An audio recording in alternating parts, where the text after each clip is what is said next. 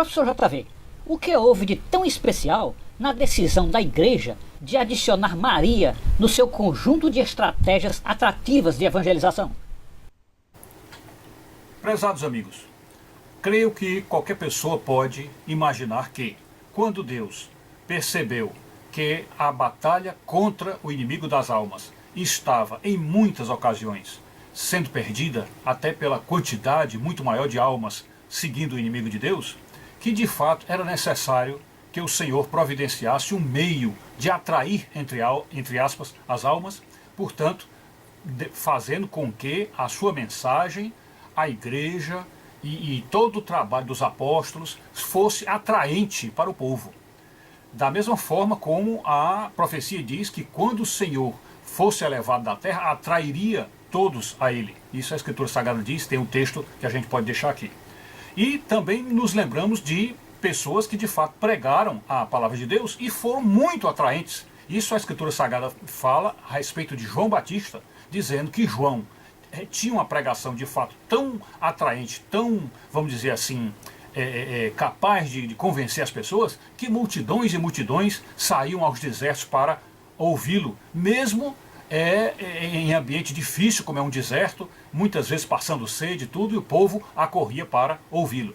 Então, de fato, assim é que tem que ser a mensagem de Deus, isto é, ela tem que ser atraente, ela tem que fazer com que as pessoas se atraiam, que as pessoas realmente vão e se interessem em ir.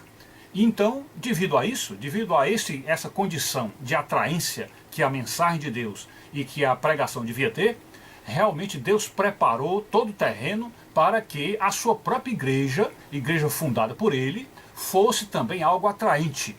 Atraente, quer dizer, que onde se falasse em igreja, onde se mostrasse o templo, aquilo fosse atraente para as pessoas. E nós, talvez, por sermos cristãos, a gente não consegue visualizar direito a não atraência da igreja, porque para nós ir à igreja é maravilhoso, é algo muito alegre, ficamos realmente felizes quando vamos à casa do Senhor e, portanto, a igreja é algo que nos atrai. Então essa comparação, assim, para nós cristãos, não é muito válida de pensarmos alguma coisa. Temos que pensar em a igreja ser atraente para pessoas sem fé, descrentes, céticos, incrédulos, pessoas desviadas de religiões falsas, enfim, toda sorte de materialistas e de pessoas completamente desligadas do mundo espiritual que existem pelo mundo. Então era necessário que Deus fizesse a igreja e também a própria religião ser atraente para esse tipo de gente. Era esse pessoal que precisava se atrair. Então Deus, sabendo disso, planejou um modo da igreja ser atraente, da mensagem ser atraente. E, de fato, Deus pensou, o que é que pode significar uma atração muito grande para as almas perdidas, para as pessoas já decaídas a partir do pecado original. Então, como atrair essas pessoas? Então, de fato, Deus viu que só duas coisas bem fortes atraem as almas. É o sexo e o medo. E aí a gente pode dizer também uma terceira coisa, o sexo, o amor e o medo, podemos dizer assim. Então, evidentemente, nós teríamos a partir daí que pensar da seguinte forma. Ora, Deus jamais iria usar o sexo para atrair ninguém. Até porque usar o sexo para atrair certamente faria muito mais confusão nas almas, porque as almas não entenderiam que esse sexo a que a Escritura se referia fosse um sexo exclusivo para maridos e mulheres, isto é, para esposos, um sexo conjugal. Então isso não seria de maneira nenhuma possível ou viável para Deus colocar como uma das fontes de atração da igreja. Então era necessário que Deus usasse o amor, necessariamente o amor, ou em alguns casos até o pavor. Porque a Escritura Sagrada diz de fato que o temor ao Senhor é o princípio da sabedoria. Portanto, aqueles que temem ao Senhor, que respeitam ao Senhor e que realmente sentem o peso de negá-lo, de desobedecê-lo, então pessoas assim que têm esse medo de ofender ao Senhor, que têm, enfim, medo de desrespeitá-lo, essas pessoas de fato se atraem porque querem uma salvação para suas almas. Mas de fato, o que mais pontua, o que mais centraliza a questão da atração da igreja é o amor. Isso é de fato a grande atração. É através deste mecanismo, é através desta arma ultrapotente que Deus pode atrair as almas.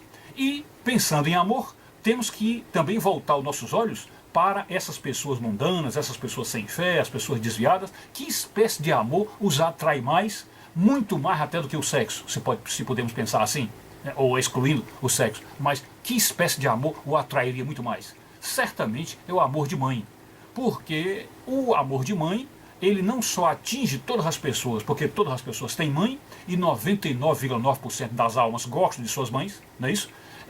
Apenas filhos ingratos, filhos assassinos ou filhos loucos não gostam da mãe. Então, portanto, o amor de mãe é aquilo que mais atrai, é aquilo que de fato mais cativa, que mais comove e faz as pessoas se aproximarem da igreja. Então era necessário que a igreja também transmitisse esse clima, essa atmosfera e até o perfume de mãe para atrair mais as pessoas. Porque é muito mais evidente, muito mais claro, que o amor de mãe, o amor compassivo, o amor perdoador, o amor misericordioso, isso faria as pessoas se atraírem muito mais pela igreja. Portanto, uma igreja que transpirasse e vamos dizer, emanasse esse perfume da mãe, o perfume de mãe, então seria uma igreja que atrairia muito mais, uma mensagem muito mais atraente.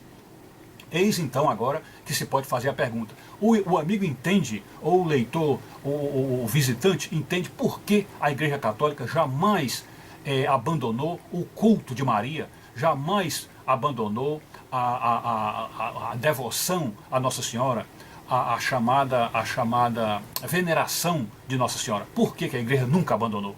Porque a igreja compreendeu ao longo de sua história o quão atraente era a mensagem de Maria, porque Maria foi uma das primeiras seguidoras de Jesus, a primeira crente em Jesus, e aquela que praticamente comandou e organizou, administrou aqueles primeiros apóstolos, que eram também quem estava organizando a igreja, mas ela estava ali fazendo a sua diaconia, enfim, ajudando aquelas pessoas e propagando o nome de Jesus para que o evangelho crescesse.